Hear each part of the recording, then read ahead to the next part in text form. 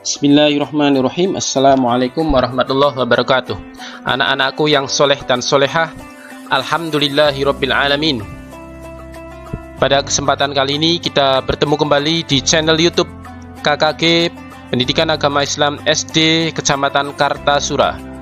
Tentunya masih dalam program pembelajaran jarak jauh, yang pada kesempatan kali ini kita akan belajar tentang baca tulis Al-Quran dengan materi hukum bacaan idgham biguna, hukum bacaan idgham bila guna, dan hukum bacaan iklab.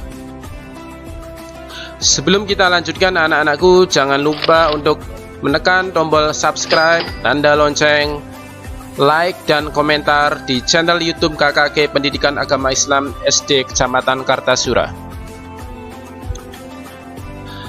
Baik anak-anakku, marilah kita awali pembelajaran kali ini dengan berdoa kepada Allah Subhanahu wa Ta'ala. Bismillahirrahmanirrahim. Rabbi zidni ilma warzuqni fahma. Amin ya rabbal alamin. Semoga Allah senantiasa memberikan kemudahan kepada anak-anakku semua dalam mempelajari materi pada pertemuan kali ini. Hukum bacaan idgham biguna. Secara bahasa, idgham artinya memasukkan, sedangkan biguna artinya dengan mendengung. Jadi hukum bacaan idgham biguna adalah hukum bacaan yang harus dibaca mendengung, yaitu yang terjadi apabila ada nun sukun atau tanwin bertemu dengan salah satu dari huruf idgham biguna pada lafal yang berbeda atau tidak satu lafal. Karena kalau satu lafal itu tidak dinamakan idgham biguna, tetapi dinamakan idhar wajib. Contohnya sinwanun, qinwanun, itu tidak termasuk hukum bacaan idgham biguna. Jadi apabila ada nun sukun atau tanwin bertemu dengan salah satu huruf dari huruf idgham biguna yang jumlahnya ada 4, ya, nun, mim, wawu, maka itu dinamakan hukum bacaan idgham biguna. Contoh bacaan idgham biguna: may ya'mal, ini dibaca mendengung, ada nun sukun bertemu dengan huruf ya. Selanjutnya jaza'au wifaqo, ini juga ada fathah tanwin atau fathatain bertemu dengan huruf wawu.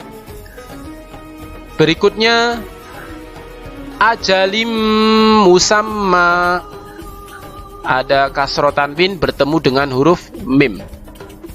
Dan yang keempat amilatun nasibah, dibaca mendengung, tun nasibah, ada doma tanwin bertemu dengan huruf nun.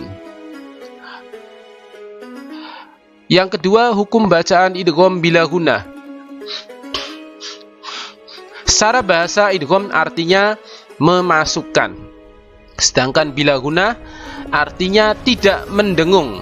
Kalau bila guna tidak mendengung, yang pertama tadi biguna dengan mendengung. Jadi hukum bacaan idgham bila guna adalah hukum bacaan yang terjadi apabila ada nun sukun atau tanwin bertemu dengan salah satu dari huruf idgham bila guna yang jumlahnya ada 2, ya.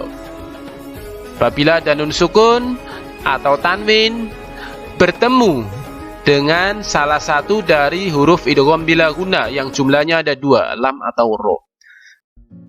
Cara membacanya yaitu dengan memasukkan suara nun sukun atau tanwin ke dalam huruf idgham bila guna dengan tidak mendengung.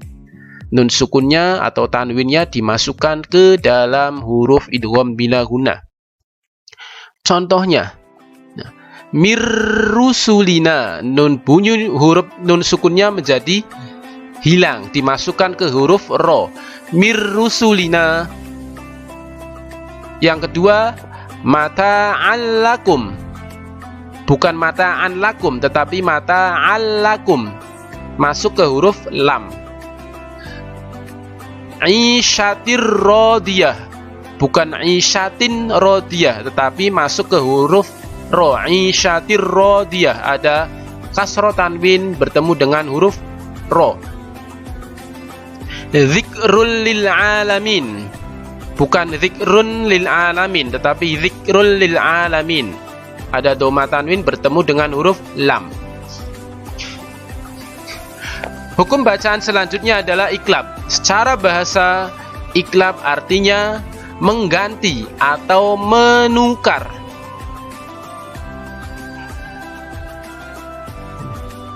Hukum bacaan iklab terjadi apabila ada nun sukun atau tanwin bertemu dengan huruf ba. Ya, huruf iklab itu hanya ada satu, yaitu huruf ba. Cara membacanya yaitu dengan mengganti bunyi huruf nun sukun atau tanwin dengan bunyi huruf mim sukun disertai mendengung. Nun sukun atau tanwinnya diganti menjadi bunyi huruf mim sukun. Contoh bacaan iklab. Layum badanna, nun sukunnya diganti dengan mim sukun disertai mendengung. Layum badanna. Jazaa'am bima, ada fathah tanwin bertemu dengan huruf ba. Kiramim baroroh, ada kasro tanwin bertemu huruf ba. Summum bukmun, ada doma tanwin bertemu huruf ba. Nah, keempat contoh ini contoh bacaan iklab, dibaca nun sukunnya menjadi atau tanwinnya menjadi bunyi huruf mim sukun disertai mendengung.